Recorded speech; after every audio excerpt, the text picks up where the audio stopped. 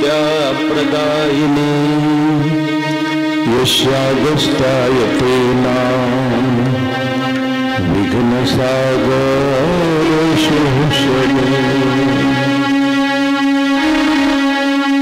मूकं करोति वाचालं पंगुं लंघयते गिरिं यत्कृपातमहं वन्दे परमानन्दमाधवम्।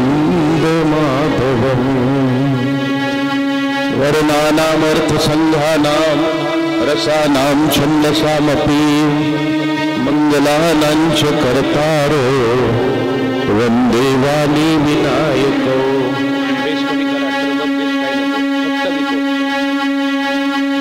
भवानी शंकरं वन्दे श्रद्धा विश्वासरूपिणो याभां विना न पश्यन्ति सिद्धा शान्तस्थमीश्वरौ।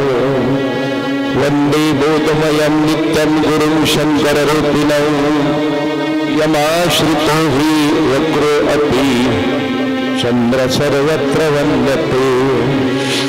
सीताराम गुणग्राम पुण्यारण्य विहारिणौ वन्दे विशुद्ध विज्ञानो कवीश्वर कपीश्वरौ।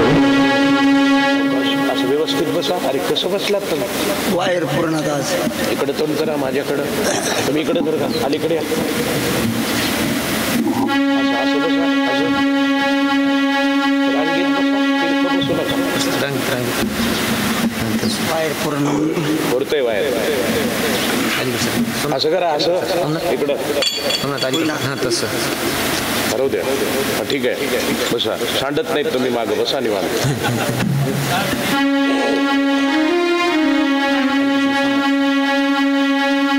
सीताराम गुणग्राम पुण्यारण्य विहारिणौ वन्दे विशुद्ध विज्ञानो कवीश्वर कपीश्वरौ।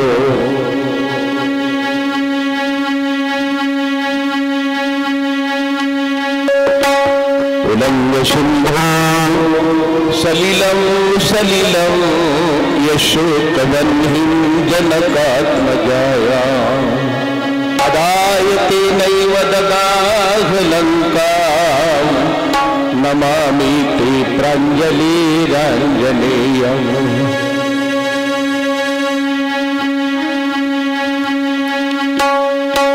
मनोजलं मारुततुल्यवेगं जितेन्द्रियं बुद्धिमतां वरिष्ठं वातात्मजं वानरयूथमुख्यं श्रीरामदूतं शरणं प्रपद्ये। प्रस्तुत कथेला प्रारंभ करत असताना श्री रामचरितमानस अंतर्गत असलेली रामचंद्र प्रभूची अतिशय मंगल सुरस कल्याणकारक जीवाला परमात्म्याचा संबंध सिद्ध करून देणारी सूर्यप्रकाश इतकी स्वच्छ अशी रामकथा गोस्वामी संत तुलसीदासजी विको कमी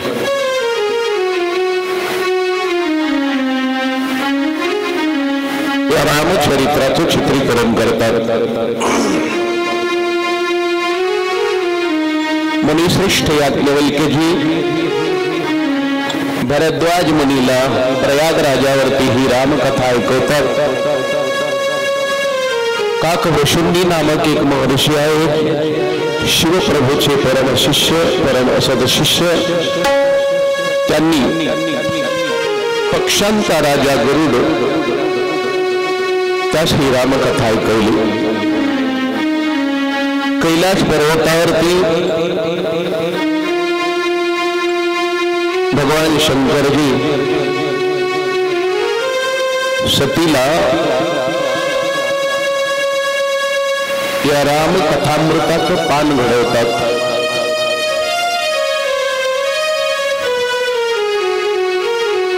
तीच कथा आपण स्वामीजींच्या वाणीतून श्रवण करतोय असं गृहीत धरून गेली 7 दिवसापासून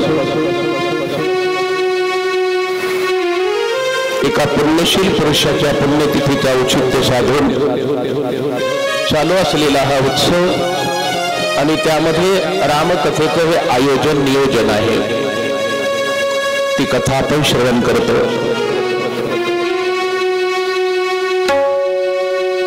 या कथेचा विचार करत असताना आपण प्रारंभी ऐकलं, एक राम अवधेश कुमारा, तिन्हकर चरित विदित संसारा, नारी बिरह दुख लही वापारा, भयवरो शूर न रावण मारा। तो वेगळा आणि हे जे निर्विशेष तत्व ज्याला म्हणतात, जो परब्रह्म आहे ते काही वेगळं आहे याबद्दल मला शंका आहे। माझ्या शंकेचं समाधान करा, संशयाचं निराकरण करा।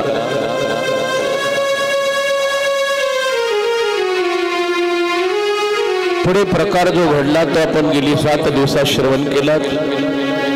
पार्वती मातेच्या अंतकरणात जी प्रचंड शंका होती, जो संदेह होता, त्या संदेहाचे समाधान करण्यासाठी भगवान शंकरजीने सर्वप्रथम सतीचा त्याग केला।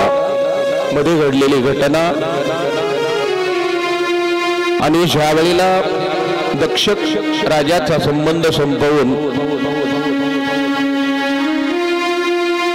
ती गिरीकडे पुन्हा अवतरित झाली, गिरिराज कुमारी म्हणून प्रसिद्ध झाली। अगोदर दक्ष कन्या म्हणून प्रसिद्ध आहे आणि मग मात्र संशयाचं निराकरण, संदेहाचं समाधान हे झाल्यानंतर निसंकोच चित्तवृत्तीने भगवान शंकरजीच्या समोर सती आहे। पार्वतीचं अंतःकरण निसंदेह आहे असं जाणून तिच्या हृदयात जो संशय होता तो निरस्त झाला, त्याचं निराकरण झालं, शंकेचं समाधान झालंय। आता सतीने त्यावेळेला एकच विचारलं होतं की प्रभू, परम पवित्र सर्वश्रेष्ठ अशी रामकथा आता मात्र तुम्ही कथन करा, मी त्या कथेचं श्रवण करते। त्यावेळेला प्रभूंनी जी कथा कैलास पर्वतावरती विश्रावण वटवृक्षाखाली सतीला ऐकवली, तीच कथा प्रयागराजावरती याज्ञवल्क्य मुनी भरतजीला ऐकवतात। ती कथा काकभुशुंडी नामक ऋषी एका पवित्र गिरीवरती सर्व पक्ष्यांच्या भाषेत कथा सांगत होते। त्या भृशुंडी काकचं असं चरित्र सांगितलं जातं, शिवकृपा, प्रभूची कृपा त्यांच्यावरती अशी होती, प्रत्येक पक्ष्यांची भाषा त्यांना अवगत होती। जो पक्षी ज्या भाषेत बोलतो त्या भाषेचं ज्ञान त्यांच्याकडे होतं। संस्कृत, प्राकृत, अन्य भाषेत बोलले तर असं नाही, पक्ष्यांच्या भाषेत रामकथा सांगतात। जसं एखादा विद्वान परमात्म्याच्या कृपेने ज्याला अर्थदृष्टी प्राप्त असते, तो विद्वत्ता प्रचूर एखाद्या श्लोकाची संधी समाज सोडवत असताना अर्थसंगती लावतो किंवा एखाद्या श्लोकावरची भाष्य लिहितो। श्लोकावरती त्याप्रमाणे गोस्वामीजींच्या चौपाई दोह्यावरती विचार करत असताना काकभृशुंडी नामक ऋषींनी किंवा शिवप्रभूच्या वाणीतून बाहेर पडलेली रामकथा, ती रामकथा ज्या भाषेत ऐकली त्या भाषेतच ते बोलत नव्हते, पक्ष्यांच्या रांगा पाहायच्या। हा पक्षी कोण आहे, तो पक्षी कोण आहे, त्या पक्षाची भाषा कोणती आहे, हे सगळं जाणून आश्चर्य आहे। काकभृशुंडी नावाचे ऋषी परमेश्वराच्या सृष्टीत जेवढे काही पक्षी असतील त्या सगळ्या पक्ष्यांच्या भाषेमध्ये पारंगत होते। प्रत्येक पक्षांच्या भाषा त्यांना अवगत होत्या आणि ती कथा चालू असताना या सर्व पक्षांचा राजा गरुड तिथे येतो. मग मात्र उत्तम श्रोता म्हणून गरुडाने पक्षांच्या समोर आसन ग्रहण केलं, काकभृषुंडीच्या समोर. जसे योगी श्रेष्ठ परमहंस महामुनी शुकाचार्य उत्तम श्रोता समजून राजर्षी परीक्षितला कथा सांगत होते, त्या पद्धतीने हा पक्षांचा राजा गरुड उत्तम श्रोता आहे आणि हे उत्तम वक्ते आहेत. गरुडाकडे श्रोत्यांचे सगळे लक्षणं सगळे गुण आहेत आणि काकभृषुंडीकडे वक्त्याकडे जे काही गुण लागतात, वक्त्यांची काही लक्षणा केली आहेत, जे लक्षणे लागतात त्या सगळ्या लक्षणांनी युक्त काकभृषुंडी होते. ऐकतो आपण, वक्ता 6 गुणांनी संपन्न असावा, श्रोता 3 गुणांनी संपन्न असावा. आणखी काही विचार अनेक वेळेला अन्य पुराणांमधून आपण ऐकतो, पण आचार्यांच्या भाषेत असं पाहायला सापडतं, वक्त्याकडे 6 गुण असावीत, 6 लक्षणे असावीत, त्या 6 गोष्टी असाव्या. नेमक्या कोणत्या? आणि श्रोत्याकडे 3 लक्षणं, 3 गुण, 3 गोष्टी असाव्या, त्या कोणत्या? त्या जर असतील तर कथन आणि श्रवण या दोन्हीमध्ये जी फलश्रुती प्राप्त होते त्याच श्रोत्यांना त्या वक्त्याच्या वाणीतून श्रवण केल्यानंतर त्या कथेचं फलित मिळतं. कथा श्रवणाचं जे परम प्रयोजन आहे त्यावेळेला त्यांना मिळतं. श्रोत्याकडे 3 गोष्टी असाव्या लागतात. श्रोता कसा असावा? श्रद्धाळू असावा, निर्मत्सर असावा आणि जिज्ञासू असावा. श्रद्धा, निर्मत्सरता आणि जिज्ञासा या 3 गोष्टी श्रोत्यांच्याकडे असायला लागतात. श्रोता श्रद्धाळू लागतो, श्रोता जिज्ञासू लागतो आणि श्रोता निर्मत्सर लागतो.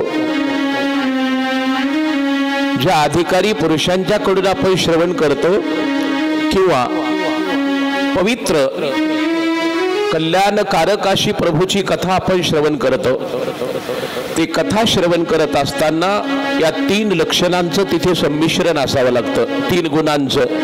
ते कोणते असावेत? श्रद्धा असावी. जी कथा मी श्रवण करतो त्या परमेश्वराच्या कथेवर श्रोत्याची प्रचंड श्रद्धा लागते, निरतिशय प्रेम असावं. श्रद्धायुक्त अंतकरणाने श्रवण केलेली कथा त्या श्रोत्याला परमात्म्याचा संबंध सिद्ध करून देते. श्रद्धायुक्त अंतकरणाने जर कथा श्रवण केली तर त्याच्या अंतकरणातली व्यथा सर्व नाहीशी होऊन तो परमपदावर अधिष्ठित होतो.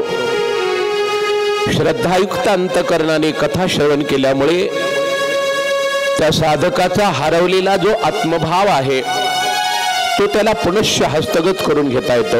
हे कोणतं लक्षण आहे? श्रोत्यांमध्ये असलेला पहिला गुण आहे श्रद्धा. श्रद्धेचा जर अभाव असेल, श्रवण करतेवेळी अंतकरणात श्रद्धा न ठेवता 10 तास जरी त्याने श्रवण केलं तरी त्या श्रवणाचं यथार्थ फल त्याच्या संचितामध्ये होत नाही, पडत नाही. श्रोत्यांचं पहिलं लक्षण, पहिला गुण आहे श्रद्धा. दुसरं काय? निर्मत्सरता. श्रोता निर्मत्सर असावा. कथा श्रवण केली आपण, कुठल्या तरी एखाद्या जीवाची वंचना घडली, कोणाचा तरी आपण मत्सर केला, काय होतं नेमकं? त्या मत्सरामुळे श्रवणातून जे उत्पन्न झालेलं पुण्य आहे त्या पुण्याचा ऱ्हास होतो. बाकी दुसरा काही धोका होत नाही. आणि खरं तर परमार्थ प्रांतात परमार्थिकाचा याच्यापेक्षा आणखी दुसरा मोठा धोका कोणता आहे?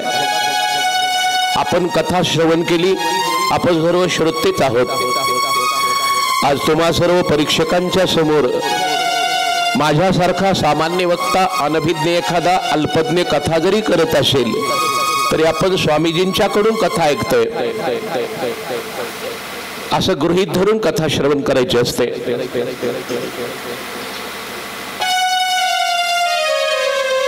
अनेक दिवस कथा श्रवण केली, काही दिवस श्रवण केली आणि श्रवण करणारा श्रोता हा श्रवण भक्तीचा आचार्य असतो खऱ्या अर्थाने। त्याने जर आपल्या वाणीतून एखाद्याचा मत्सर करण्यासाठी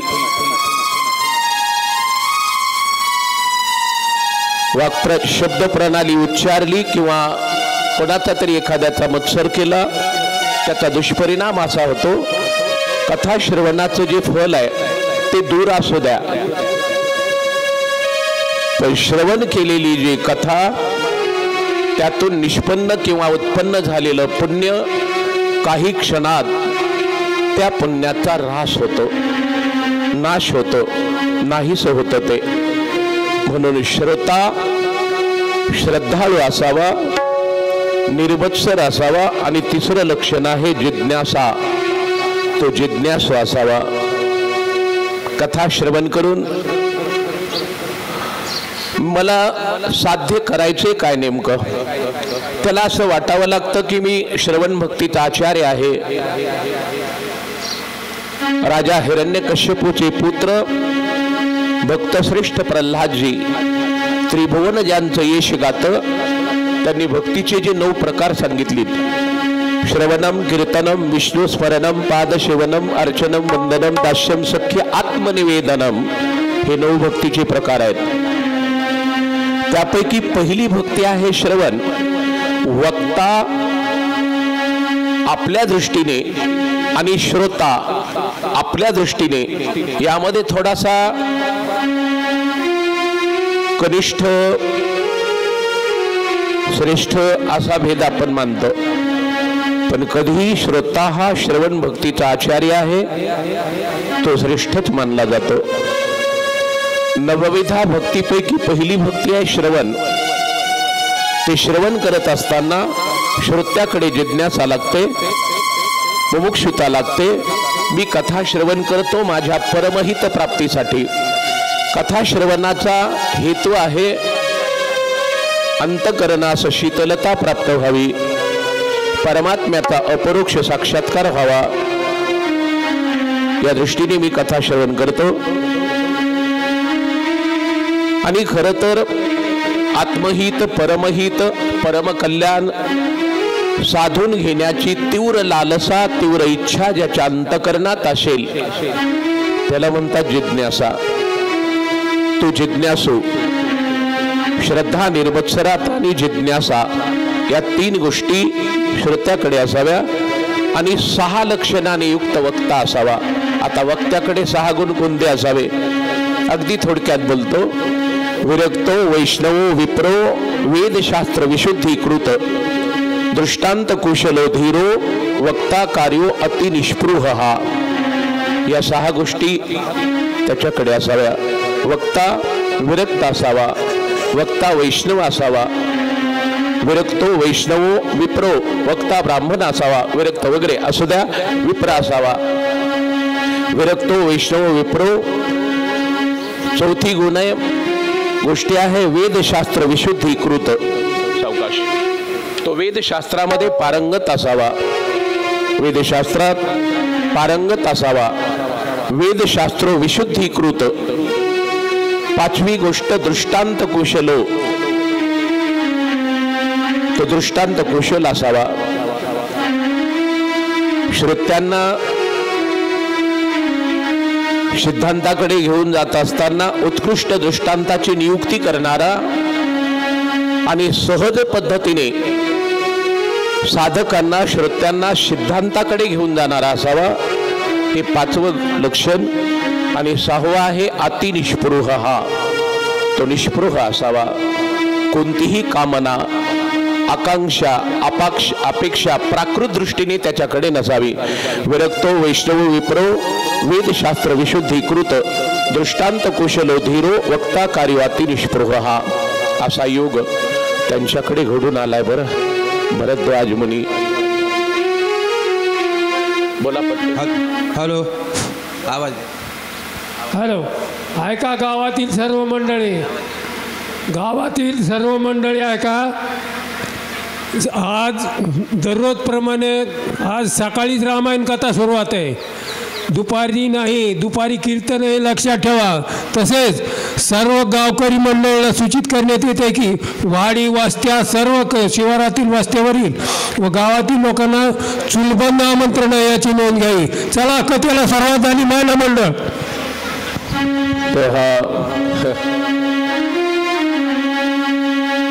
वक्ता आणि श्रोता असावेच कथे कसे याचा विचार आपण थोडक्यात केला. लक्षात आलं तसा हा योग आहे. इथून पुढील कथा अगदी थोडक्यात संक्षिप्त पद्धतीने आपण पाहूया. कार्यवाहकांनी जो आपल्याकडे वेळ दिला असेल मला संकेत करा. त्या वेळेच्या आत आपण थांबूया, अडचण नाही.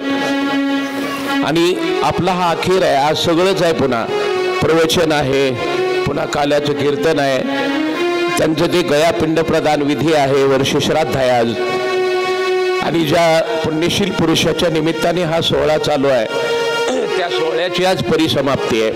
कैलासवासी लक्ष्मणरावजी रंगनाथरावजी ढाकणे यांना ईश्वर आज्ञा होऊन आज 1 वर्ष पूर्ण भरत आहे. तेव्हा त्यांच्या प्रथम पुण्यस्मरणाच्या निमित्ताने किंवा वर्षश्राद्धाच्या निमित्ताने गेली 7 दिवसापासून हा भक्ती उत्सव चालू आहे. त्या कथेची आज पूर्णाहुती होते. आपल्याकडे वेळ खूप अल्प आहे, खूप अल्प.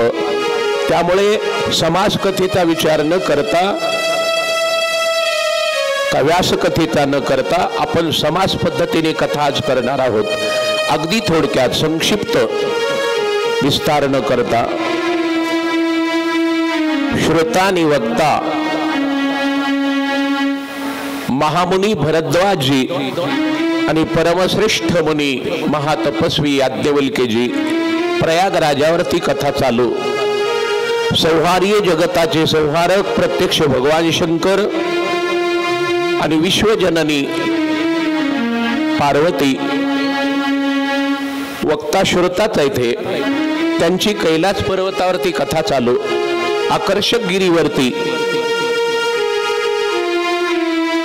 काक वृषुंडी नामक ऋषी वक्ते आणि पक्ष्यांचा राजा गरुड हा श्रोता आहे.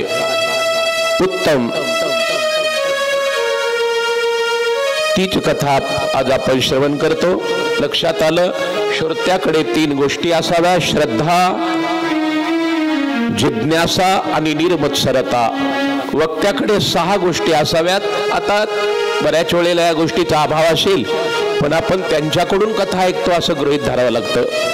विरक्तो वैष्णव विप्रो वेदशास्त्र विशुद्धीकृत दृष्टांत कुशलो धीरो वक्ता कार्यो अति निष्पृह. ती कथा कालपर्यंत आपण श्रवण केली. रामचंद्र प्रभू महर्षी वाल्मिकीचे ज्या आश्रमातून चित्रकूट पर्वतावरती आले तिथे अत्री अनुसयेचा आश्रम आहे. मंदाकिनी नावाची नदी जी आहे, पवित्र सरिता गंगेचा एक ओघ आहे, तिथून वाहतो आहे. आणखी काय? ऋषी मुनी तपस्वी तत्वचिंतक परम कल्याण साधून घेण्यासाठी परमश्रेष्ठ साधना करणारी ऋषी मंडळी त्या अरण्यात उपस्थित आहे. ऋषीमुनींच्या समुदायाने ऋषीमुनींच्या समूहात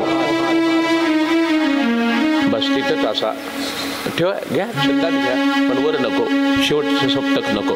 काय असतं ते?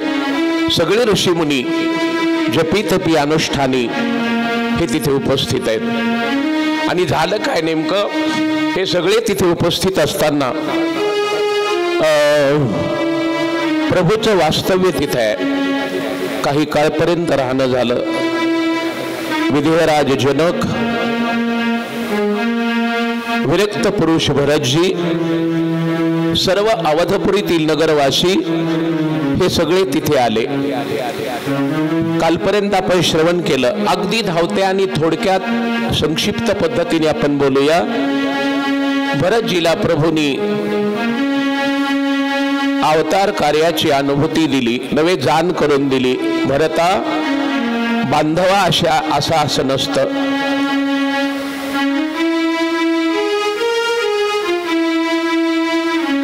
मी परत येणे असं कदापिही शक्य नाही. आपण अवतारी पुरुष आहोत, पुढेही बहुत करणे आहे. तू परत जा. पादुका दिल्या. राज्याभिषेकाचं साहित्य होतं. अत्री मुनींच्या आदेशावरून त्यांनी त्या कूपामध्ये टाकून दिलं. भरतजी परत आले. नंदीग्रामावरती थांबले. प्रभूच्या पादुकाचा अभिषेक म्हणण्यापेक्षा त्या स्थापन केल्या अरण्यातून यांनी येईपर्यंत. मग मात्र अयोध्यावासी लोक राम प्रभू अरण्यामध्ये जसे राहत होते तसेच अयोध्यावासी अयोध्येत राहत होते. विलास नाही, प्राकृत पदार्थांचा उपभोग नाही, वैषयिक सुखाचं समास्वादन नाही, कोणत्याही गोष्टीची प्राकृत भावना वगैरे त्यांच्याकडे नाही. कसं आहे त्यांचं नेमकं? ठीक आहे, असं द्या. कसं आहे त्यांचं? विलासी जीवन नाही, विरक्त जीवन. असे ते जीवन जगतात. गोस्वामी सांगतायत रामचंद्र प्रभूचा अरण्यामध्ये जसा प्रवास तसाच यांना अयोध्येमध्ये राहून आपल्या आयुष्यातल्या प्रवाहात प्रवास करायचा त्यांनी ठरवलाय. तसे जीवन जगतात ते वनवासी. हे अयोध्येत असून सुद्धा अयोध्यावासी वनवासीच आहेत. कुठलाही उपभोग नाही, मायाजन्य पदार्थांचा स्नेह ठेवला नाही. आपली चित्तवृत्ती सूर्यकुलाचा फडकता ध्वज, सौंदर्याचा सागर, आदर्शाची परिसीमा रामप्रभूकडे ठेवली. चित्तवृत्ती त्यांच्या स्वरूपामध्ये गुंतवली आहे. त्या गोपिकांसारखं झालंय अयोध्यावासियांचं. मन गोविंदी देह काम करियो. संत सांगतात तसं गोपिकांचं शरीर प्रपंचात आहे, पण त्यांची मनोवृत्ती मात्र कृष्ण चरणावरती समर्पित केलेली आहे. तसे अयोध्यावासी रामासारखा वनवास अयोध्येत राहूनही ते त्याचा अनुभव घेत होते. कळलं. काही काळ यांचं तिथे वास्तव्य असेल. प्रभू 13.5 वर्षाचा काळ जवळपास अरण्यात थांबली. पंचवटीमध्ये नव्हे. वाल्मिक महर्षींनी तेव्हा विचारलं रामप्रभूंनी, महर्षी आता इथून पुढे मला प्रवास करायचा, मी कुठे थांबू? असं स्थळ सांगा. त्यावेळेला यांनी सांगितलं आद्य कवीनी, भगवान तुम्ही जाणते आहात. खरं तर जाणे जीवींचे सकळ नारायण. मग त्याला काय आश्रम सांगावा लागतो का त्यांना? देव जाणता, पण मुनींचं श्रेष्ठत्व त्यांची महती जगाला कळावी या दृष्टीने भगवानही संतांचा आदर करतो. त्यांच्याकडून मार्गदर्शन घेतात भगवान. शेवटी लीला आहे. वाल्मिकीने सांगितलं, हय प्रभू परम मनोहर ठाऊ, पावन पंचवटी तेही नाऊ. आपण तिथे जा. पंचवटीला आले आणि पंचवटीमध्ये राहत असताना एक दिवस लक्ष्मणजी बाहेर गेला, थोडेसे बाहेर.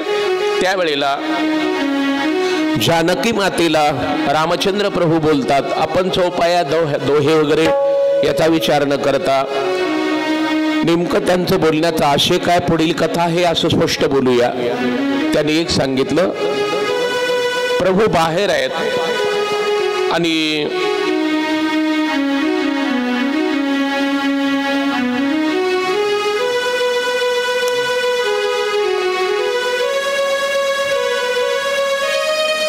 ज्या वेळेला ते अरण्यात आहेत बरं, पंचवटीत लक्ष्मणजी बाहेर आहेत.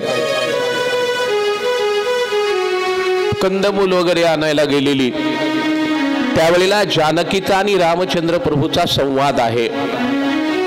कारण राक्षसांच्या नाशाला कारण, राक्षस नाशाला कारण जानकीच आहे. धर्माची संस्थापना करणं मुख्य परम प्रयोजन आहे प्रभूचं, पण निधर्मीयांचा निपात करणं त्याच्याशिवाय धर्माचं रक्षण शक्य नाही. यांनी केलं काय? लक्ष्मणजी अरण्यात गेले. त्या पंचवटीमध्ये गंगा तटावरती हे दोघे जणच उपस्थित असताना राम प्रभूचा आणि जानकीचा संवाद आहे.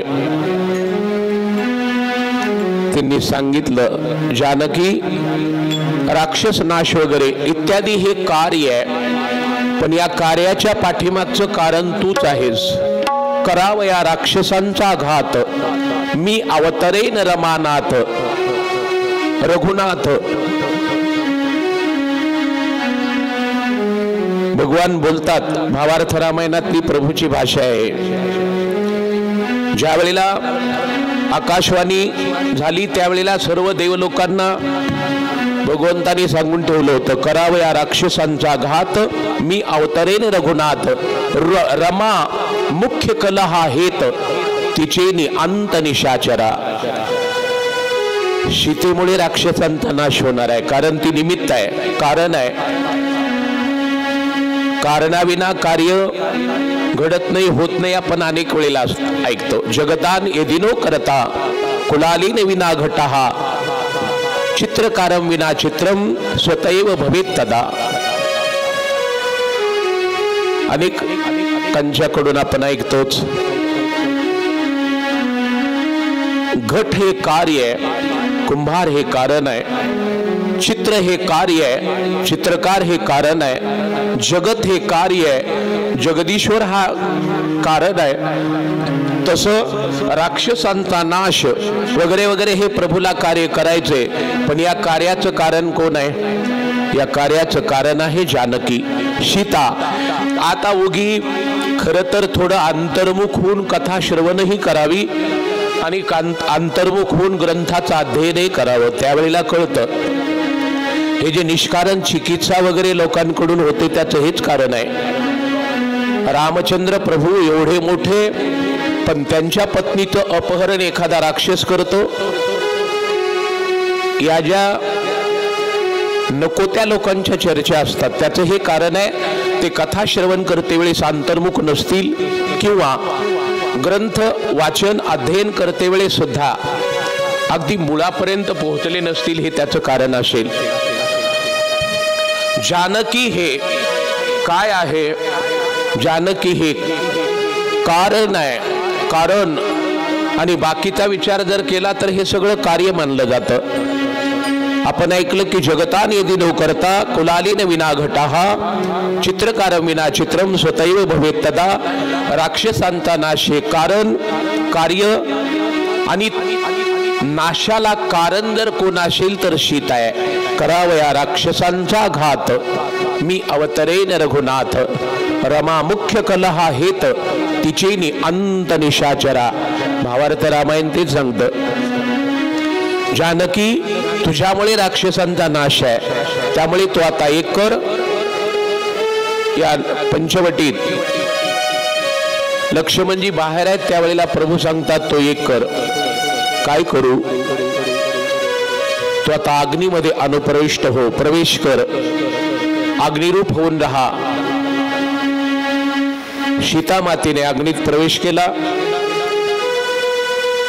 जे वास्तव स्वरूप आहे सीतेचं, जानकी मातेचं जे वास्तव स्वरूप आहे ते आता अग्नीत आहे.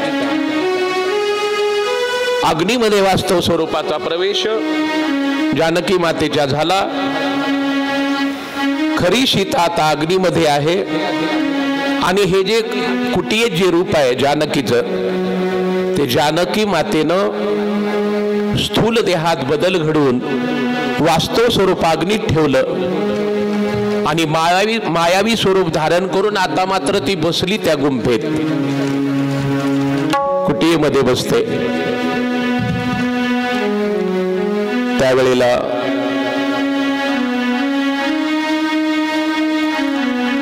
लक्ष्मणजी आले, वीरासनावरती बसले. रामप्रभू उपस्थित असताना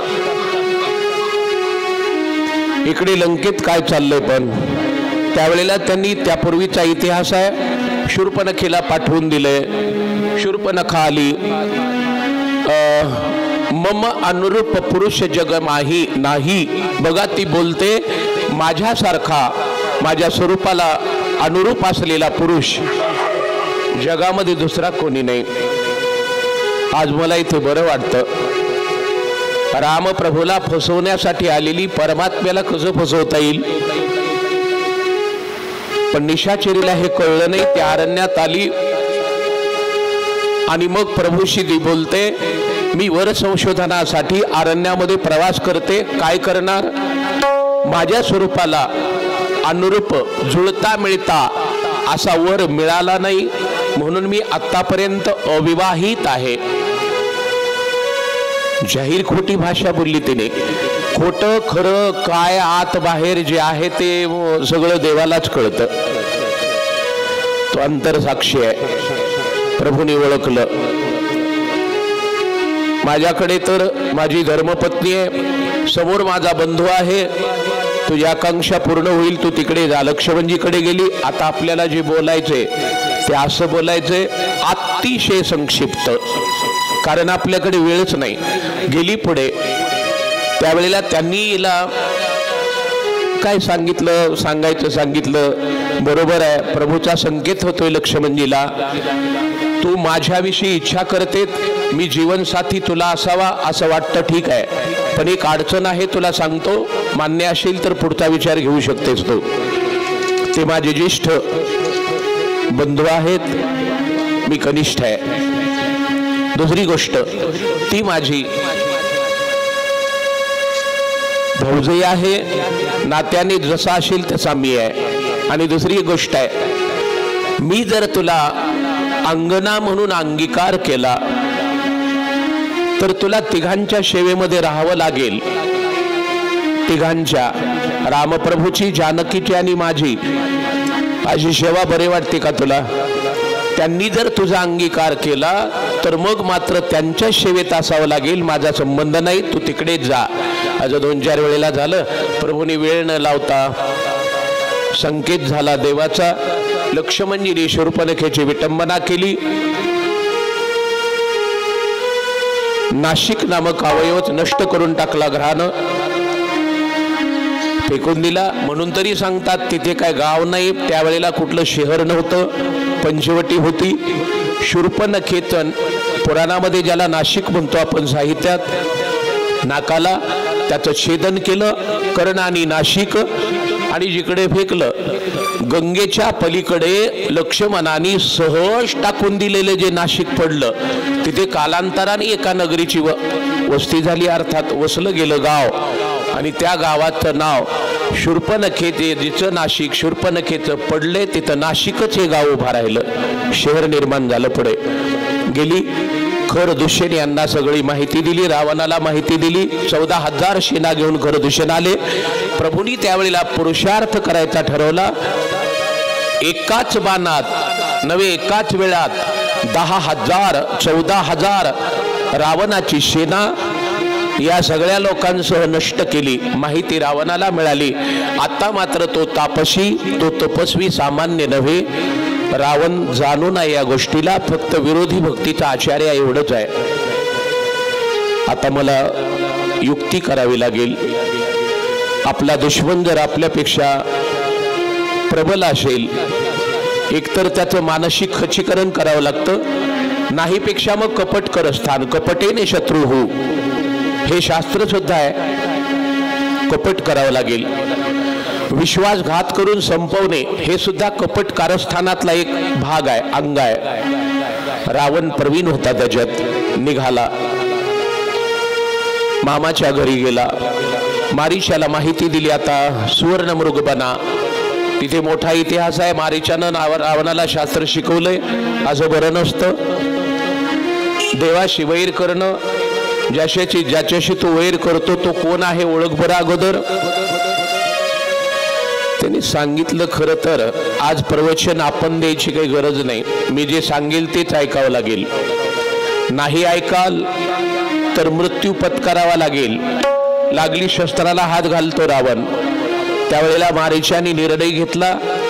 मारीच एवढा जाणकार आहे, प्रभूंनी बोथट बाण तिथं मारला होता, मी 400 कोस येऊन पडलो होतो. आता जर तोच बाण व्यवस्थित करून मारला तर मी कुठं पडेन, जग सोडूनच जावं लागेल.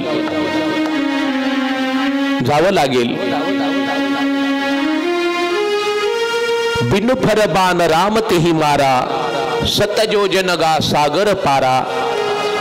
मारीचाला उलटा बाण मारला होता तोच मारीच आहे. 400 कोस जर बाणाच्या वाऱ्याने मी पडलो तर त्या बाणाने माझं काय व्हायचं, मृत्यू येईल आणि तो मृत्यू मंगल असेल. या दुराचारी पुरुषाकडून मृत्यू पत्करण्यापेक्षा युग पुरुषाकडून जर मृत्यू पत्करला तर मला शेवटी मोक्षच आहे. मारीच किती विद्वान असेल, किती जाणकार असेल. तत्क्षणात त्यांनी निर्णय घेतला, कृष्ण कोपोनी ज्याशी मारी तो पावे ब्रह्म साक्षात्कारी. देव ज्याला मारतो त्याला सुद्धा कैवल्य मिळतं. निघाला, सुवर्ण मृग बनलं. लक्ष्मणाने पाहिलं पण त्याचा मोह नाही. रामप्रभूंनी पाहिलं तरी त्या मृगाचा स्नेह नाही त्यांना. तिलाच का स्नेह निर्माण व्हावा, हरिणाचा मोह जानकीलाच का? त्याचे एक कारण आहे, जानकी मातेचं वास्तव स्वरूप अग्नीत आहे आणि आता मात्र तिनं जे स्वरूप धारण केलेलं आहे ते सगळं मायावीच आहे. हरिण कसं आहे, हरिण तरी वास्तव स्वरूपात आलंय का? नाही. मारीचाने आपल्या मूल स्वरूपाचा त्याग केला देहाचा आणि आसुरी संपत्ती प्रधान मायेच्या द्वारा मारीच सोन्याचं हरिण बनला. जानकीनं सुद्धा वास्तव स्वरूप अग्नीमध्ये ठेवलंय. अग्निरूप आहे सीता माता. तुका म्हणे आम्ही झालो अग्निरूप म्हणतात तशी जानकी आता नाशिकला अग्निरूप आहे आणि तिचं जे त्या कुटीत रूप आहे ते सगळं बनावट आहे, माईक मायावी आहे. त्यामुळे मायावी सीतेनं मायावी हरिणाला ओळखलं, बाकीच्यांनी ओळखलं नाही असंही नाही, पण तिला लवकर ओळखण्यात आलं. प्रभू काही करा, वनवास संपेल त्यावेळेला मला मृग शर्माची कांचोळी घेऊन, कांचोळी धारण करून मला जायचे तिकडे.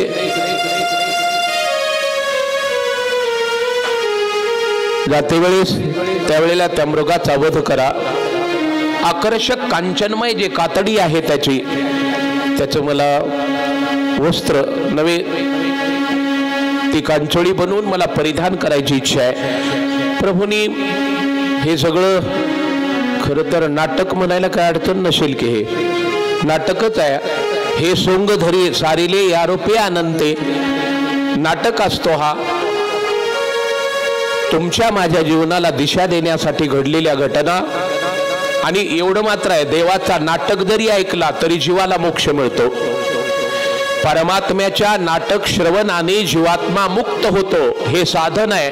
परमात्म्याचं देवाने केलेला नाटक आत्मकल्याणाचं माध्यम आहे. देवाने केलेला नाटक परमपदावर अधिष्ठित करून देणारी एक दिव्य साधन आहे. उगी नाटक म्हणून आज समजायचं कारण नाही. चरित्र आहे प्रभूचं हे पवित्र. बाण घेतला, हरिणाच्या मागे गेले. देवानी तिकडे त्याचा वध केलाय. तो थोडा बहाणा करत होता, गुप्त होणे प्रकट होणे. देवापुढे काय चालतं हे. बाण मारला, कंठ लक्षून बाण मारला. हरिण घायाळ होऊन खाली पडलं. ते हरिण नाहीच पण राजा रावणाचे मामा आहेत ते. पूर्व देहाने प्रगट झाले मारीची आणि मग त्या मारीच्याने हरिण देह सोडून त्या देहात प्रकट होऊन भगवंताच्या बाणाने निजधाम नव्हे त्यांचं कैवल्य आहे, तर त्यांना मोक्ष आहे.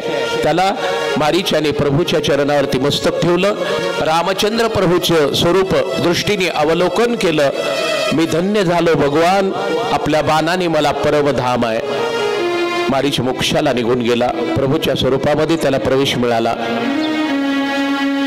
परत भगवान आले, पण मारीच्याने थोडी मायावी आवाज दिला होता. त्यामुळे सीतामातेला गैरसमज झाला. आता जानकी मातेला गैरसमज होईल कसा? वास्तव स्वरूपात असती झालाही नसता. मायावी रूप धारण केले तिनं, गैरसमजही झाला. लखनजी आपण धावत जा, प्रभू संकटात आहेत वाटतं. पाठराखण करणारा बंधू असतो.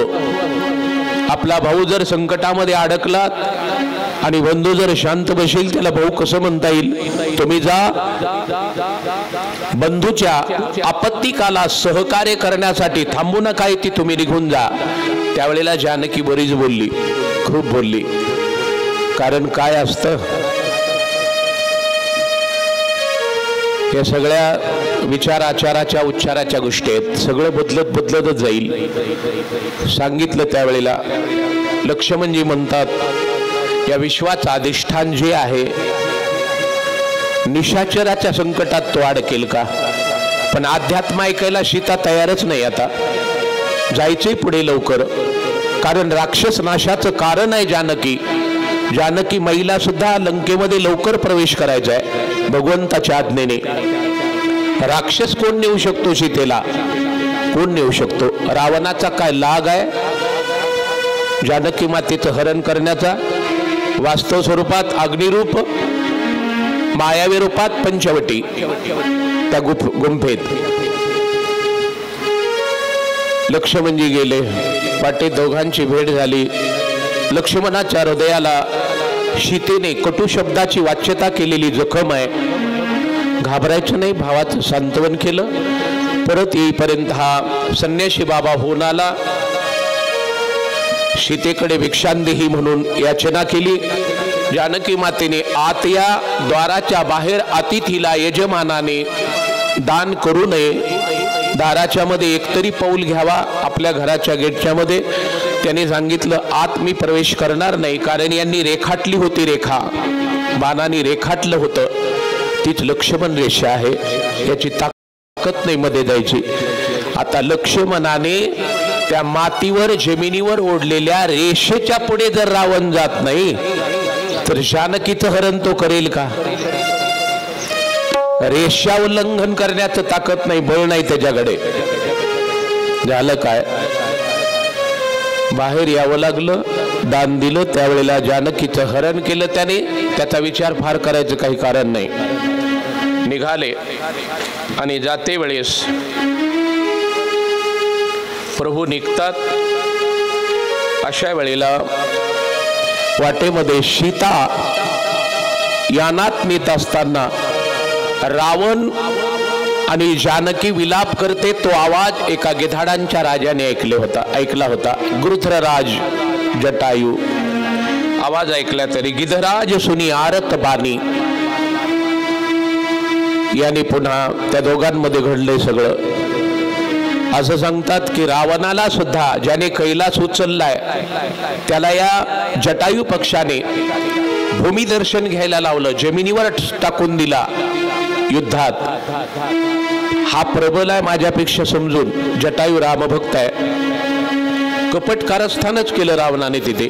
राक्षस कपट करण्यात प्रवीण असतात. जो माणूस विश्वासघातकी असतो तो माणूस जरी असेल तरी राक्षसच आहे तो. कपट कारस्थान करण्यामध्ये जो प्रवीण असतो, दिसायला माणूस आहे असायला असुरच आहे तो. केलं कपट कारस्थान. प्रभू रामजीची शपथ आहे, खरं सांग बरं तुझा मृत्यू नेमका कशात? त्यावेळेला त्यांनी पक्षाचं छेदन केलं, पंखाचं. मग माझा मृत्यू. करपाड नावाचं शस्त्र घेतलं, त्याचे पंख छेदली, नाश झाला. राम प्रभू तिथे आलेत पुन्हा पंचवटीत. जानकी नाही. राम लखन अरण्यामध्ये पुढे निघाले शोधासाठी. सीता संशोधन चालू आहे. जटायूच्या माझी सीता कुठे आहे झाडांना विचारतात. हे नवल आहे. असं कधी होईल का? नवल केवडेच आहे हे. यांना सगळं माहिती आहे. केवडे म्हणतात नवल. जटायूच्या उद्धारासाठी तिथे आले. विपन्न अवस्थेत पडलेला जटायू कारण विचारलं. रावणाने माझी अशी अवस्था केली, कळलं. जटायू तुला मी पुनरुज्जीवन देतो, पूर्वीपेक्षा सतेज देह देतो, पंख देतो. नको भगवान, तुमचं नामस्मरण करून जर प्राणत्याग केला तर मोक्ष मिळतो. तुम्ही प्रत्यक्ष माझ्या समोर आहात याच्यापेक्षा सुयोग कोणता आहे? मला हे नको. साधू लोक अपेक्षा करतात, राम राम म्हणता जाओ माझा प्राण, हीची कृपादान दे देवा, दे देवा. आणि प्रत्यक्ष राम प्रभू समोर आहेत, असा योग मी डावलू कसा? काही नको. आश्चर्य आहे. पण जटायूला मांडी रामप्रभूने दिली. स्वतःचा बाप अयोध्येत गेला, राजा दशरथासारखा पुण्यश्लोक राजा, पण त्याला जलपान करायला आणि अंक द्यायला रामप्रभू अनुपस्थित होते. बापाला मांडी द्यायचा योग बापाच्या भाग्यात नव्हता, पण तो पक्षी किती भाग्यवान आहे, त्या पक्षाला मांडी भगवान देतात. आशेल गिधाड माणूस असून तरी करायचंय काय? पक्षी गरुड आहे, तो जटायू आहे, पण त्या गिधाडाला मांडी भगवान देतात. तो किती भाग्यवान असेल. त्याला जलपान केलं आणि रामाच्या स्वरूपाकडे पाहत पाहत प्रभूचं चिंतन करत करत जटायूच्या शरीरातली प्राणज्योत बाहेर निघाली आणि रामप्रभूच्या स्वरूपामध्ये ती सम्मिलित झाली. भगवत स्वरूप झाला जटायू. भगवान पुढे निघाले. आता चाललंय सगळं हे. सीतेचा शोध करत करत आलेत प्रभू वाटेत. आणि अनेक लोकांचा उद्धार करत करत भगवान निघतात.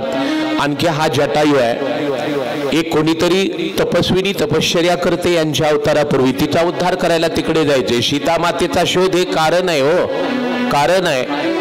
अनेक हितचिंतकांचा नवे जे आत्मकल्याण इच्छू लोक आहेत ते तपश्चर्या करत बसले होते, उद्धार करायला आले. तिथून जे निघाले ते कुठं आले? ताही देई गती राम उदारा, सबरी के आश्रम पगुधारा. शबरीच्या आश्रमात आले. कारण आता लंकेत जाऊन रावण मारून लवकर यायचे बरं. कारण या कार्यवाहकांनी चिठ्ठी दिली आहे माझ्याकडे. 10:30चा वेळ आहे. 10:30 पर्यंत आरती सहित करूया आपण, अडचण नाही. आले. शबरी माता, शबरीची कथा सांगायला 7 दिवस तोकडे पडतात. मला 7 सेकंदात नाही, अर्ध्या मिनिटात, 1 मिनिटात सांगायचे ते. शबरीची कथा आयुष्यभर सांगितली तरी संपत नाही. ती कोण आहे, कोणाची कन्या आहे, राजकन्या कोणाची, आली कधी, तिचा काल कधी होता, तपस्येचा कालावधी काय होता, तपस्या करत असताना त्या तपस्येचं स्वरूप काय होतं, प्रभूसाठी तिच्या अंतकरणाची काय तयारी होती, वगैरे वगैरे. एका शब्दात सांगतो, भगवत प्राप्तीसाठी शबरी आहे तिथे. मातंग गुरुदेवांची कृपा आहे तिला.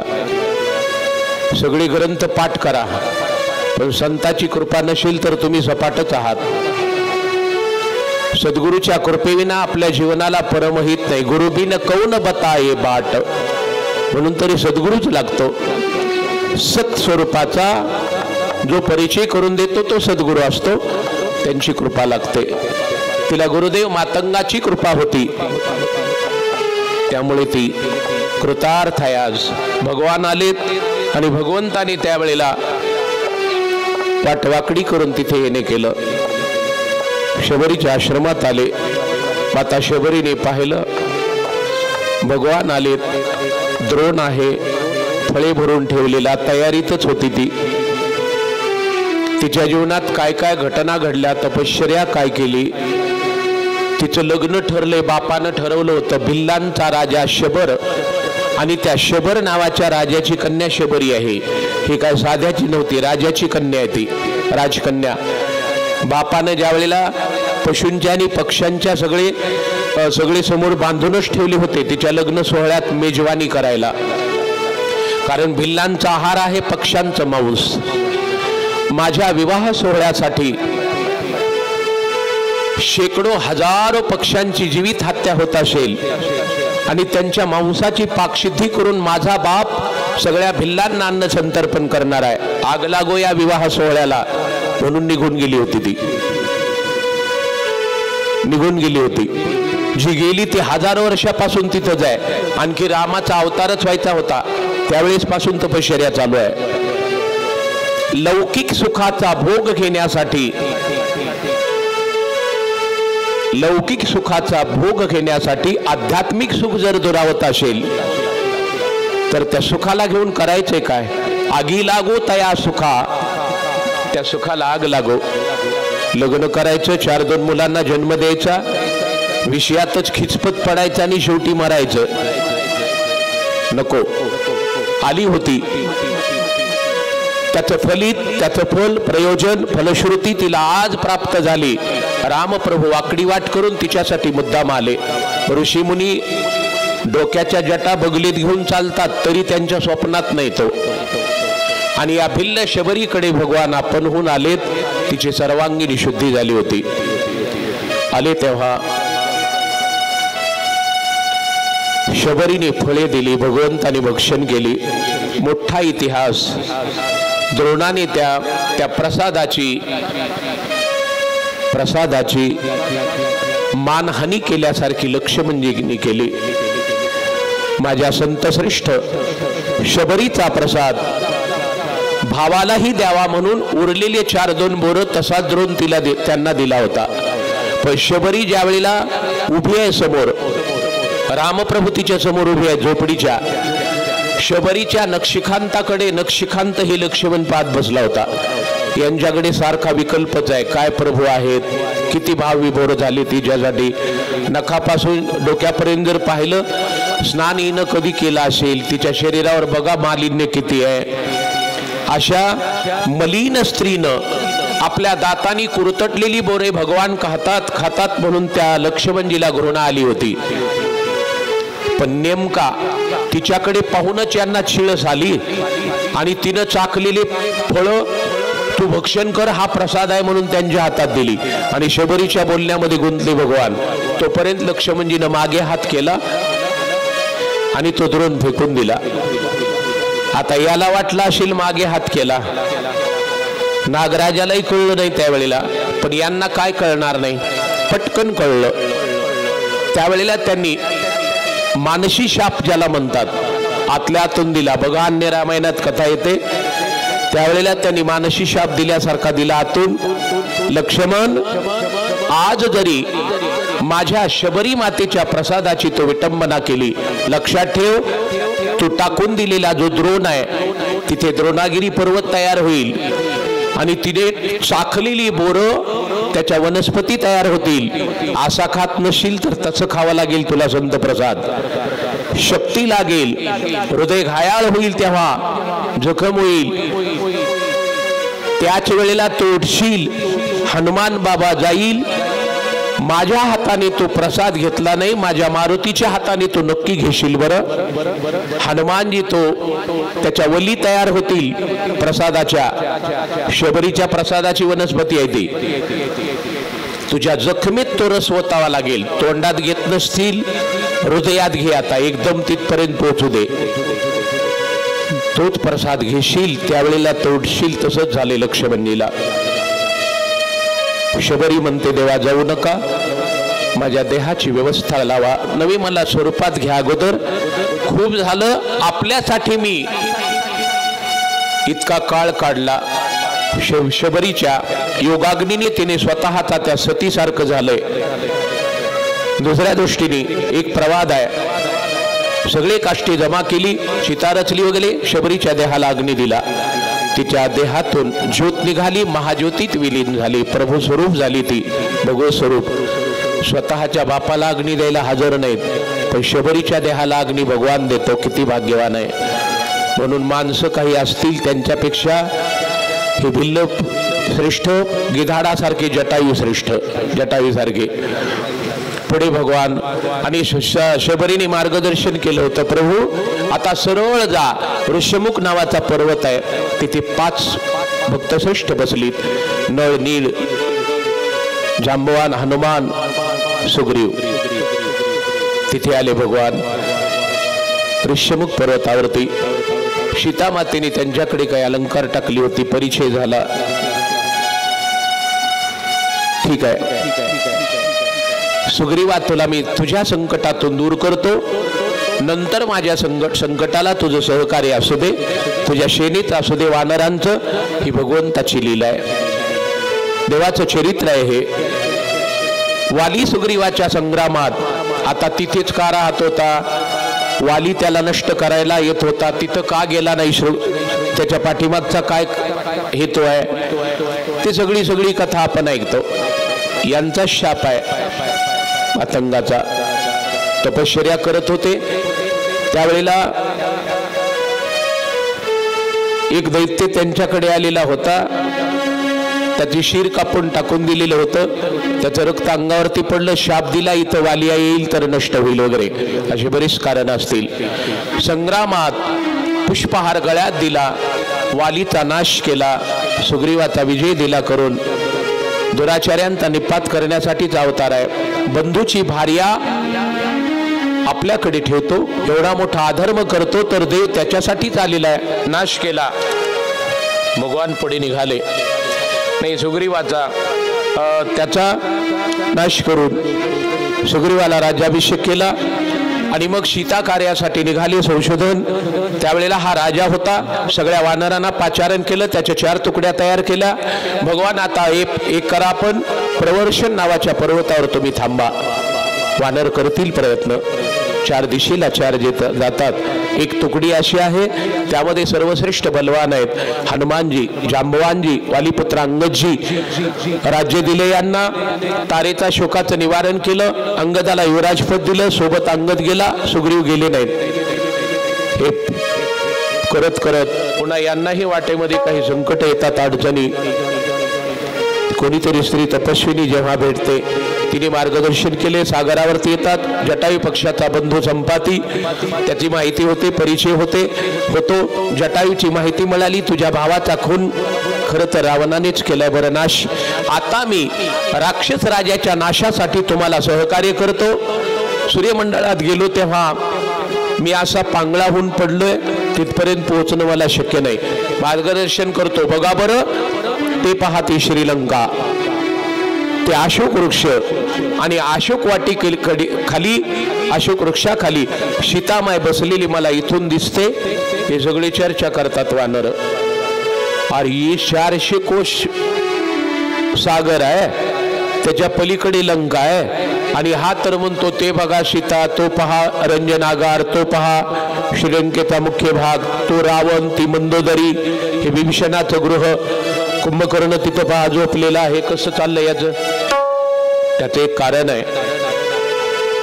गिधाडाची नजर इतकी दूर असते, शेकडो मैलापर्यंत गिधाडांना दिसतं. त्यापैकी, त्या वर्णापैकीच थोडा त्यातल्या गालचा पक्षी आहे घार, आकाशात राहते. पण दाभना इतका जरी सर्प असेल रस्त्यात पडलेला तरी तिला आकाशातून दिसतो. ही तर गिधाड आहे, याला तिथपर्यंत दिसत होतं. फक्त तयारी ठेवा जायची कशी. यांनी सामुदायिक विचार केला. जांबवानाने सांगितलं मी जाऊ शकतो, पण तिथे जाऊन काही करू शकणार नाही. मी थोडा एकतर वार्धक्यात आहे आणि पुन्हा काही जखमा झाल्यात मला, आता काय करू. सगळ्यांनी तयारी ठेवली. हनुमानजी जेव्हा शक्य नाही, मारुतरायांची नियुक्ती केली, राम नामाचा जयघोष केला. हनुमानजींनी उड्डाण केलं, पलीकडे गेले. वाटेत काही संकट आली, त्या संकटाचं निवारण रामप्रभूच्या कार्यावरून केलं. एक मैनाक पर्वत वरती आला होता, त्याने अडवले वगैरे वगैरे. हा सगळा काही प्रकार घडला. श्रीलंकेत आले. मच्छर स्वरूपा, काय मच्छराचं रूप घेतलं हनुमानजीनं, डास बनले. मध्यरात्रीच्या वेळेला लंकेनी प्रतिबंध करते तिला एका फटक्यात. हनुमानजींनी काय करायचे तिला केलं आणि मग लंकेमध्ये गेले. वाटेत एका वनितेचा बरोबर यांचा सामना झालाय. लंकेत जात असताना घराघरात चाललेत. आता लंका आहे ती श्रीलंका सोन्याची. हनुमानजी काय कोणाला म्हणत होते का गेट उघडा, दरवाजा उघडा, सांगायची काही गरज नव्हती. डास बनले होते आता मच्छर. डासाला म्हणावं लागतं का गेट काढा, मी आत येतो. कितीही घर बंद करून ठेवा, कुठून येतो डास कळतही नाही. तसे हनुमानजी गेले. सगळ्या श्रीलंकेमध्ये पाहिलं, कुठंच काही दिसलं नाही. माझी जानकी कुठे असेल, जानकी माता. त्यावेळेला विभीषणाच्या गृही आले. विभीषणाची भेट झाली तर विभीषण जागा झाला. ज्याच्या द्वारामध्ये तुळशी वृंदावन आहे. कोणाचं घर असेल हे? राक्षसांच्या दारात तुळशी वृंदावन नसतं बरं. राक्षसाच्या दारात तुळशी वृंदावन नसतं. नसेल तर तो आणि हा वेगळा नसेल. दारात तुळशी वृंदावन राक्षस कसा म्हणावा लागेल. तव विभीषण जाग आली त्यांना. त्यावेळेला दोघांचं बोलणं झालं, भेट झाली, वचनबद्ध झालेत. जानकी मातेच्या चरण दर्शनाचा योग मारुती मी तुला पहाटेची चांदणी निघण्यापूर्वी घडवून देतो.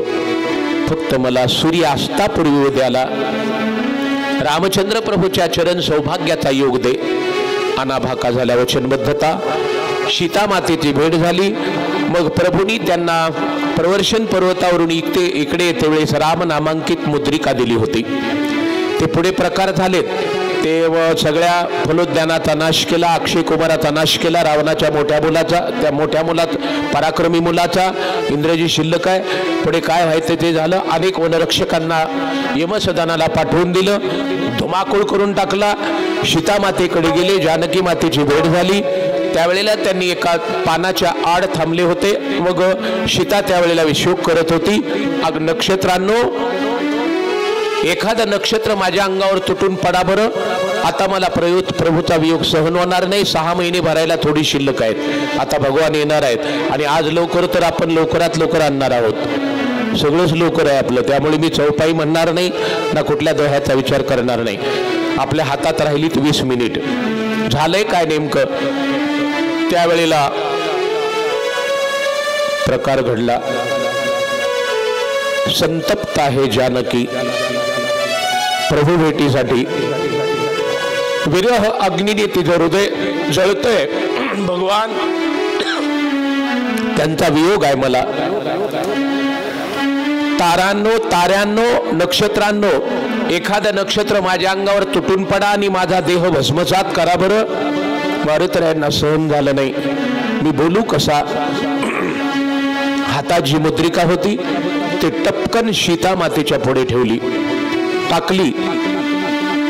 ती मुद्रिका अशोक वृक्षावरून खाली टाकल्याबरोबर जानकीच्या समोर टपकली. सीता मातेला आनंद वाटला. त्या त्रिजटेला म्हणत होती, मला अग्नीचा स्फुल्लिंग आणून दे बरं तू तरी. अग्नीचा एखादा निखारा स्फुल्लिंग. त्रिजटेने दिला नाही. थांब, भगवान येतील. आता मात्र या ताऱ्याने उपकार केला. एखादं नक्षत्रच पडले की काय वाटलं. पाहिलं तर राम नामांकित मुद्रिका. प्रभूची ओळखली. हनुमानजी खाली आले. दोघांची भेट झाली. पुढे मग मला मी क्षुधित आहे, मला काहीतरी घ्यायचंय. माझं कंकण घे हातातलं, राक्षसांच्याकडे दाखव. त्यांना परिचय आहे. 6 महिन्यापासून तुला वाढतील काहीतरी. अन्न खात नाही मी. फलाहार कर. बागेत जातो, फळे खातो. पण माझी शपथ आहे तुला मारुती, राम तिकडे राहतील, मी इकडे, आणि तुझी गच्छंती होईल. राक्षस बरे नाहीत. तुला रामाची शपथ आहे. खाली पडलेली फळेच खा, तोडून खाऊ नको. ऐकोनी श्रीरामाची आन, हनुमान घाली लोटांगण. वृक्ष उपटोनी जोडीन, फळे खाईन पडली ती. हनुमानजी म्हणतात भावार्थ रामायण. पडल्या फळाची आज्ञा म्हणून तरी म्हणतात. आता मी करतो.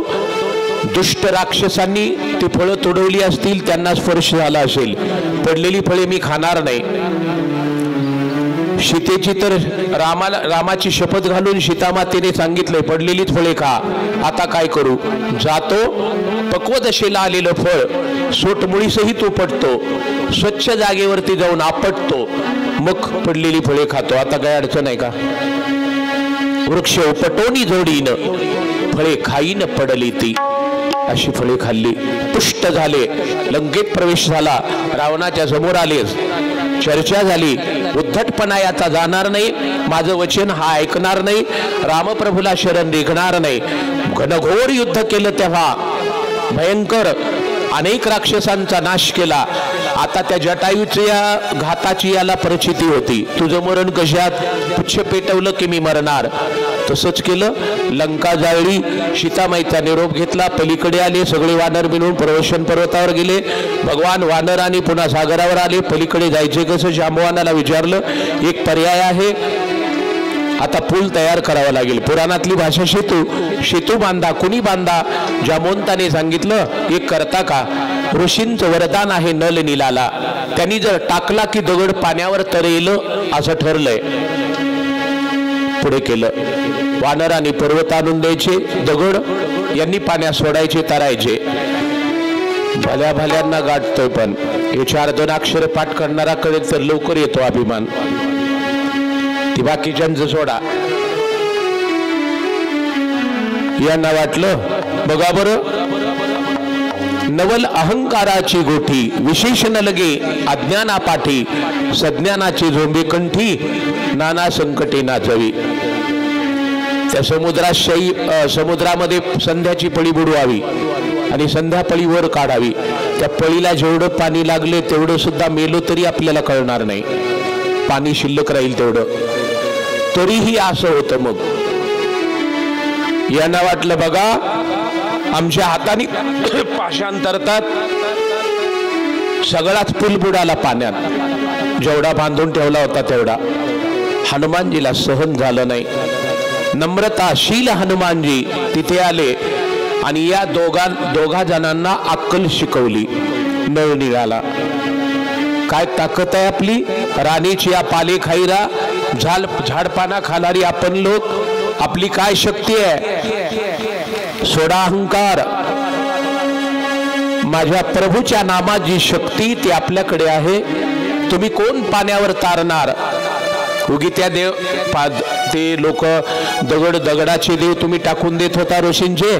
आता इथून पुढे बुडणार नाहीत म्हणून बोलले होते. यावर तुम्हाला अहंकार आला.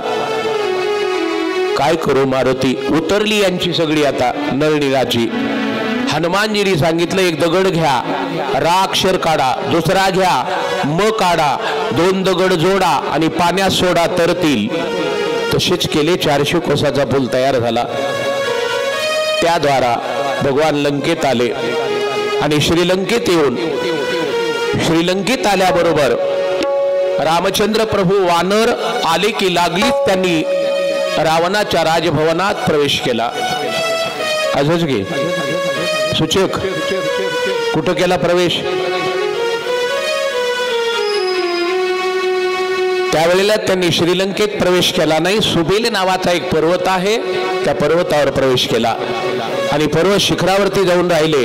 केलं काय तेव्हा तिथे थांबले. त्यावेळेला माझ्या राम भक्तांना आता जाऊ द्या, रावण मारणं गऊ नाही प्रभूला, हे फार विशेष नाही. भक्तजनांचा अधिकार मी आजमावून पाहतो आता. म्हणून भगवंतानं केलं काय. सुग्रीवाच्या मांडीवर डोकं ठेवलं. पायथ्याला हनुमानजी बसले होते. दास्य भक्तीचे आचार्य. त्यांच्या मांडीवर रामाचे पाय आहेत. काय दैववान असेल तो. एका बाजूला भाता आहे. शरणागत असलेला बिभीषण पलीकडे शरण आला होता. सागराच्या पलीकडे असताना तो सोबत आहे यांच्या. एका बाजूला बिभीषण आहे, एका बाजूला धनुष्यबाण आहे. पायथ्याला हनुमानजी आणि उशाला सुग्रीवजी आहेत. रात्रीची वेळ आहे. पौर्णिमेचा चंद्र आहे आकाशात. त्यावेळेला एक प्रश्न विचारला. सुग्रीवा, चंद्र किती प्रकाशमान आहे, पांढरा शुभ्र. पण मला एक शंका आहे. त्या चंद्राच्या शुभ्र स्वरूपावर काळीमा कशाची आहे. काळी कसा असेल बरं ते. कशाचा डाग आहे सांग. उत्तर दिलं. देवाचं समाधान झालं नाही. अनेकांनी उत्तरं दिली. एवढा मोठा जांबवान सुग्रीव हे उत्तर देतो, पण प्रभूला अपेक्षित उत्तर मिळालं नाही.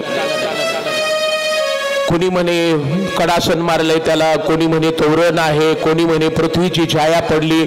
एका पराक्रमात गेला होता देवगुरु बृहस्पतीच्या, त्यावेळेला तो प्रकार घडलाय. ते डाग आहे, तो व्रण आहे.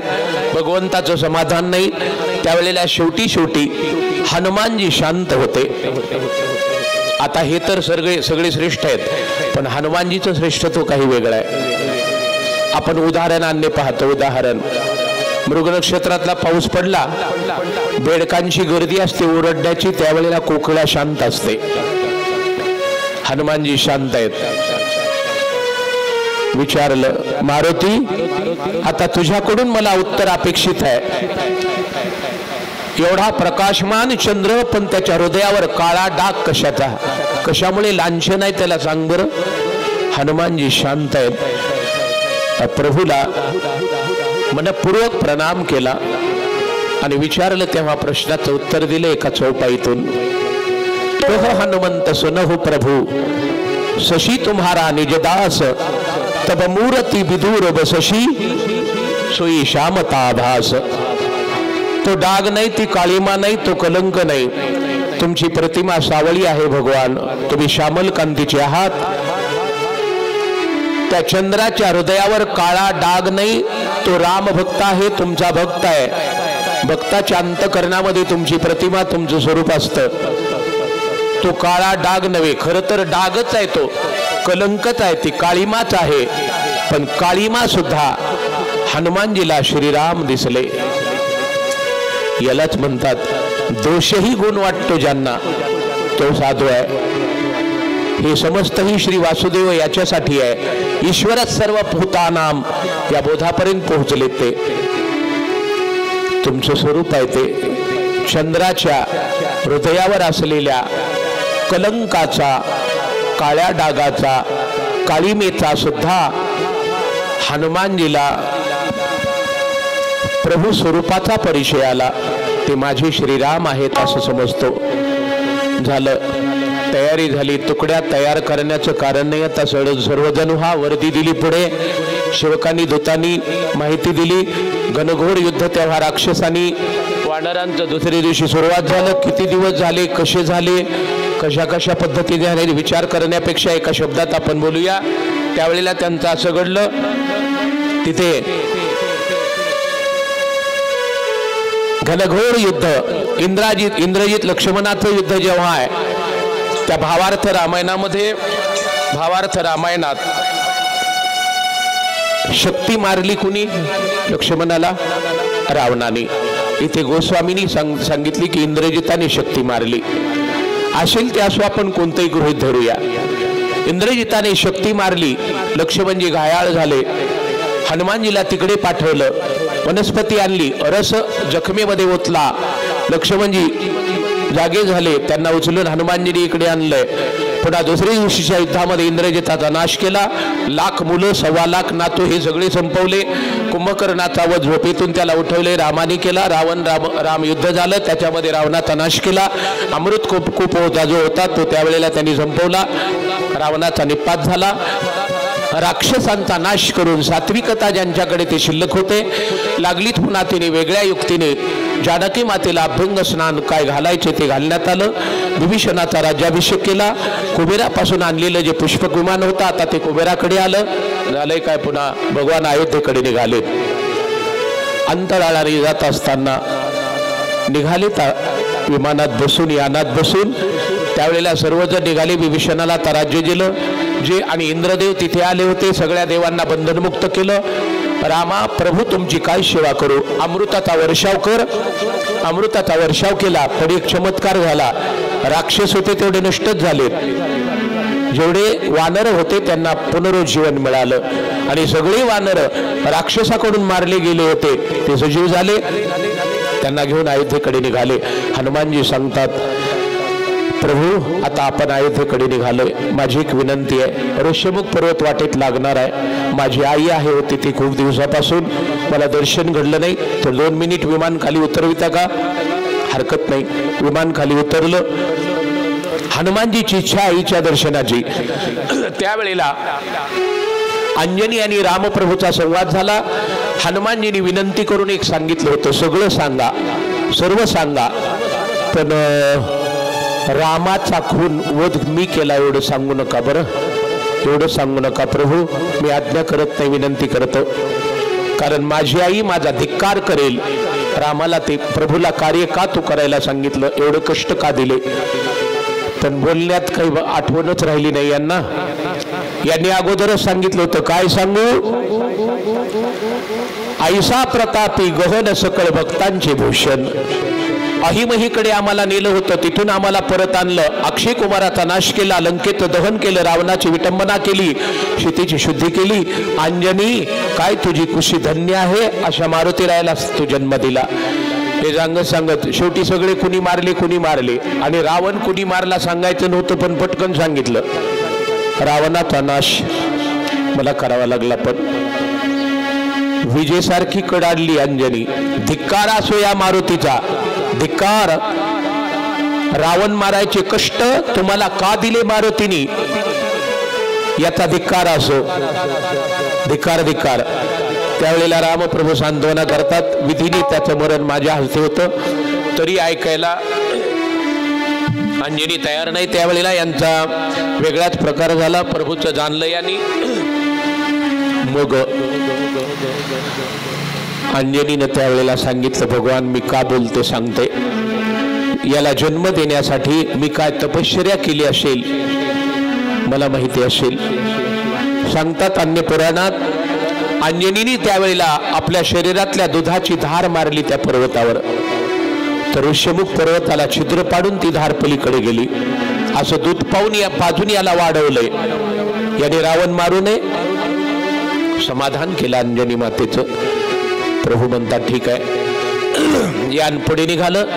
भरताला कळल्याबरोबर भरतजी अयोध्येत आले. तेव्हा स्नान केले त्यांनी 14 वर्षानंतर. तिकडे त्यांची तपश्चर्या चालू आहे. सगळी आयुष्य शृंगारित करण्यात आली. कळलं भगवान येतात, जय्यत तयारी ठेवली स्वागताची. भगवान सीमेवरती आले. फक्त 2 वेळेला यान उतरले. मध्ये काही वेळेला यान खाली उतरलं. पुन्हा इच्छिलं तिथे उतरणार. जन्मभूमीला तिथूनच प्रणाम केला. यान अयोध्येत आलं. सर्वांनी स्वागत केलं. राज्याभिषेकाची तयारी पुन्हा दुसऱ्यानी नव्याने तयार केली होती. वशिष्ठ, जाबाली, वामदेव, याज्ञवल्क्य, मार्कंडेय, ऋषी मुनी, जपितपी, अनुष्ठानी, राजे महाराजे सगळे तिथे जमलेच होते. भगवंताचा राज्याभिषेक होणार तेव्हा सगळे उपस्थित आहेत. प्रकार असा झाला, भरतजी, लक्ष्मण, शत्रुघ्न, रामप्रभू एकटे स्नान करत नाही जानकीसह. आपल्या भावांना अगोदर स्नान घातलं यांनी. मग यांचं स्नान. राज्याभिषेकाची तयारी झाली. मागे विक्षेप झाला. आता आनंद आहे. प्रभूचा राजतिलक जानकी रामाच्या मोठ्या आनंदामध्ये तिथे झाला. वेदमंत्राचा जयघोष आहे. मंगलवाद्य वाजवत आहे. अयोध्या शृंगारित केलेली. प्रभू रामचंद्राचा राज्याभिषेक झाला. आता भगवान राजगादीवर बसले. झाले रामराज्य कायोनी आमाशी. असं झालंय तिथं. राज्याभिषेक झाला की बस. किती वर्ष राज्य केलं त्यांनी? 11,000 वर्ष राज्य केलं. आणि 11,000 वर्ष राज्य करून शेवटी परमात्म्याचं निजधाम सांगितलं गेलं. जानकी माता, रामप्रभू आणि पुढे लवकुशांना जन्म मिळतो. नियमाप्रमाणे सूर्यवंशाच्या लवकुशाला पैकी लव गादीवरतील कुश स्थापन केला. भगवान आता स्वर्गाला मोक्ष निजधामाला निघणार आहेत.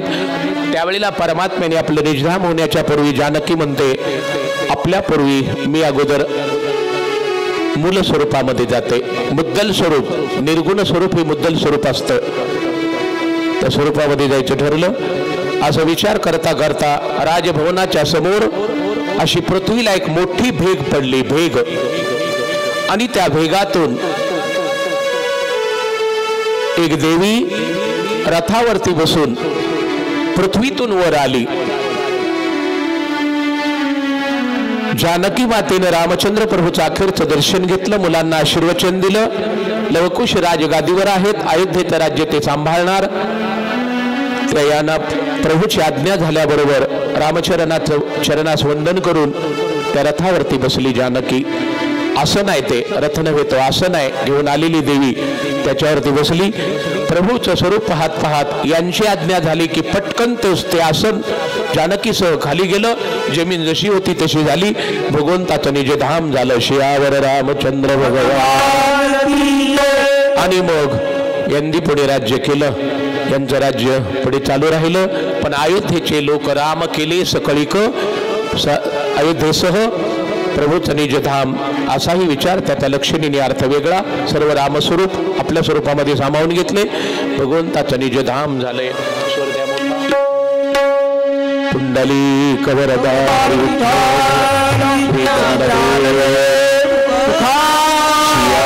हर रामचंद्र भगवान की जय। सूत हनुमान की जय। स्वामी संत तुलसीदास महाराज की जय। पार्वती पते शिव हर हर हर महादेव।